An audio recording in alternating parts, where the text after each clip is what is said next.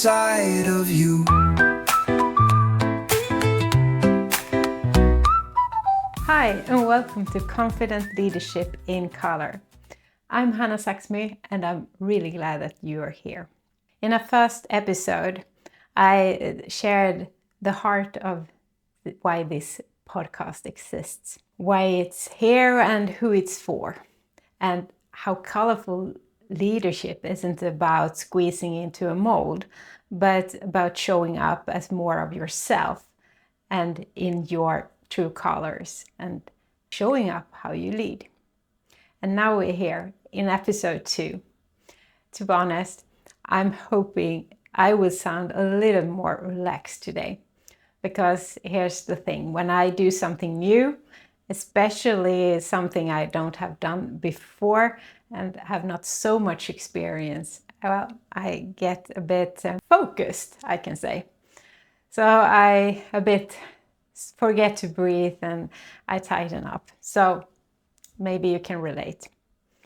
But what's actually surprised me a bit was that the amount of resistance in me to start the podcast. Even though I really wanted to, and not because I didn't believe in it, but because it's unfamiliar, it's uncomfortable. But here's the other part. I also learning to love more and more. The new on the job feeling. It makes me to be more curious, more alive. It's that awkward mix between, are you sure you're going to do this? And wow, I'm really doing it. And maybe that's something you can relate to as well. So today we're going to keep building from there, from where you are, not where you think you should be. We will explore confidence, not the loud, polished kind, but the kind that runs deeper. That feels like alignment, like clarity. Knowing who you are and choosing to stand in it. So first of all, let me take you back to a moment when I realized and learned this a bit the hard way. It's a cold, gray December day, almost 8 years ago. I'm sitting completely frozen on the outside on an old travel trunk in a cloakroom. In my hand, I'm holding a phone, which is now quiet and black. Just moments ago, it wasn't. Inside of me, there is the complete different. It's chaos, a cocktail of sadness, frustration, and anger and confusion. And that annoying, persistent voice repeating, "What's your decision?" That is increasing the volume bit by bit. Alongside with that, it rings the last words from my manager, whom I just spoke to. They are sharp, clear, and impossible to ignore. If you don't cancel your training immediately and get back to the office within an hour, I consider it refusal to work. And I personally will make sure that you lose your job. Tears started to pour down on my face. I now began to shake, overwhelmed by shock and confusion. Leading up to this moment, I was deep into a demanding managerial role, a season in my career where work consumed nearly every waking moment. But that day, I was somewhere different. I'd finally carved out some precious time, stepping away from the intensity to invest in myself and to start a coaching training program in Stockholm. I really looked forward to these days for months. Finally, a chance to breathe, to learn, and to discover new ways to lead. And there, my phone just continued ringing again and again. And eventually, I had no choice but to step out and take the call. And it was from my manager. The conversation went back and forth. Frustration was building, tensions mounting. And then those impossible words again. So now, here I was, sitting alone in this cloakroom, completely stuck. Should I leave the training immediately, come back another year just to protect my job? Or should I stay, risking the job for something I wasn't even sure I could fully explain yet? but felt right in my gut. Minutes passed. I sat there completely undone, caught between fear and a stubborn spark inside me that refused to go out. Trapped in what I now call is a crash state. Overwhelmed, uncertain and emotional. Ulrika, one of the assistants, come and take me away to another part of the building. She sits quietly till I have calmed down on the outside. And when the tears finally have slowed, she asks, "Would you like to do the exercise the others are doing? I can guide you." Without hesitation, I hear myself responding, "Why not?" Honestly, I had no clue on what this exercise was, but I needed something, anything to quiet the storm inside my head so I could make a good decision. So Ulrika continued. Through this exercise, you will define your passion, what drives you, and your vision. So stand up and we'll get started. I remember laughing slightly at the absurdity of it all. An exercise on vision right now, when I felt like my entire career was slipping away. But inside of me, there was a different sound. A quieter yet energetic whisper saying simply, "Do it." So I did. I stood up and Ulrika guided me clearly through a simple exercise about vision and passion, step by step. A few minutes later, something incredible happened. I found myself standing tall, smiling, tears still on my face, but now it was more of joy and relief. I felt so much lighter. I heard myself say out loud, "Through developing, challenging, creating change, that is what gives me energy and joy." And I saw it clearly. What I wanted to contribute with.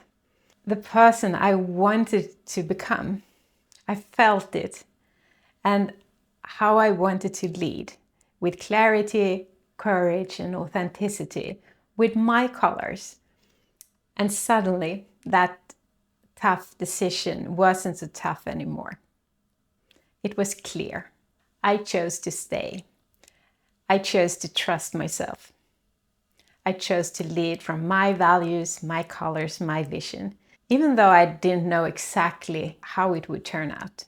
I finished the training, and when I returned to the office 2 days later, I didn't lose my job. Instead, my team and I signed a major contract, and we could start developing a completely new product. But honestly, even if I had lost a job, I had already won something far greater. I had found real confidence, not the loud kind that we often admire from the outside, but the deep, steady kind that comes from alignment, from knowing who you are and daring to act on it, even when it's scary. And that's what I want for you. That moment changed me and changed something in me. And it's the one I still return to, especially when confidence feels hard to reach. So let's take a moment now and bring this back to you. For me, that moment in Stockholm has become a powerful reminder of starting from the right end. It's taught me the importance of having a clear vision and direction, knowing deeply with clarity and assurance exactly where I'm heading, and knowing it's truly where I want to be in the end. That is what real confidence feels like. What would it mean for you to feel truly confident in the direction you're heading right now? If you rated your confidence on a scale from 1 to 10, where 10 is I'm completely aligned and confident in my direction, where would you place yourself today? Got a number? Great. Now let's take that reflection a step further. You already reflected on where you are, and that's good. Now I want to give you a few other questions to help you to build from that. So start by looking back. What shifted to bring you to this step? What are you proud of? And now look forward. What would it take to reach the next step?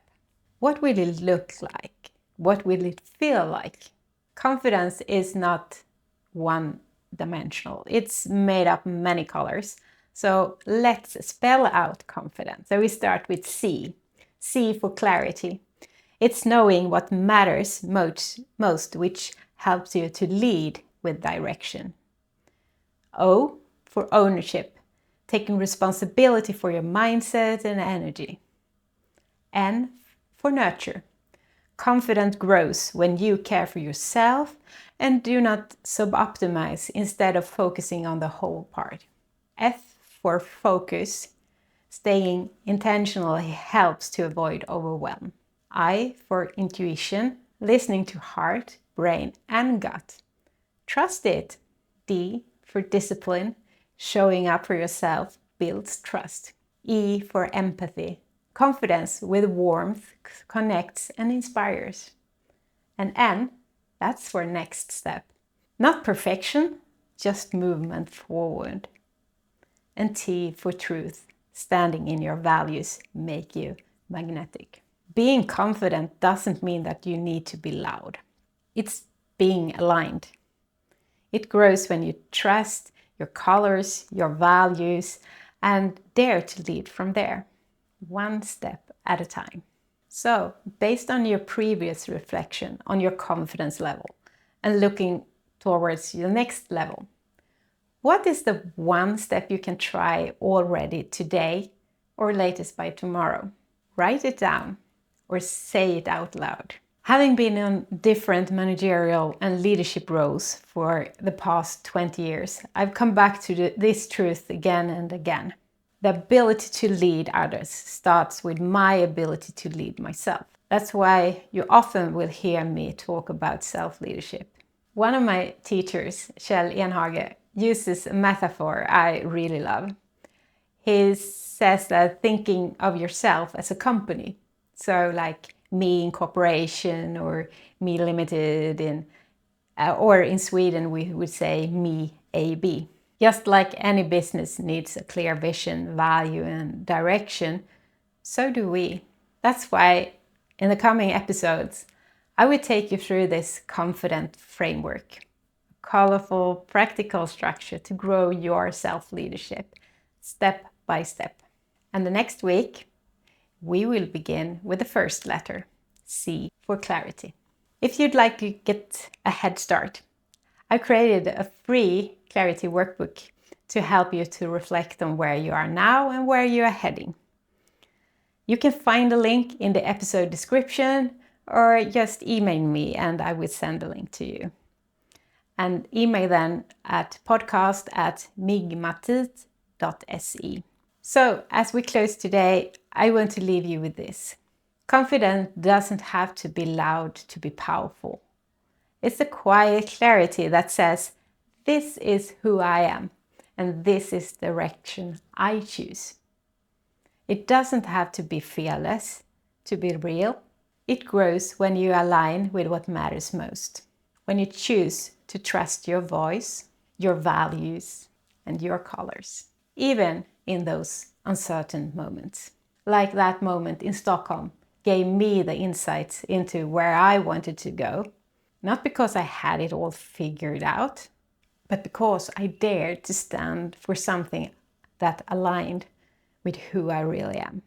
And that's what I want for you too. So take a moment this week, reflect on where you are and what your next step might be. Not the perfect step, just the next honest one.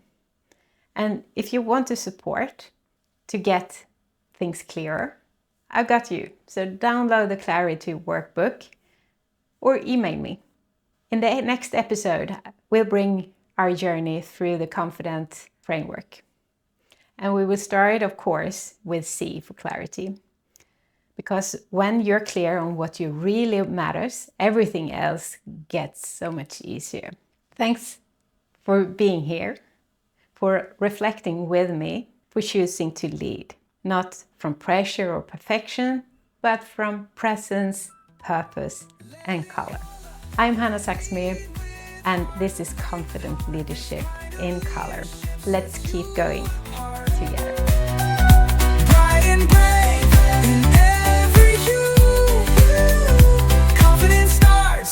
inside of you.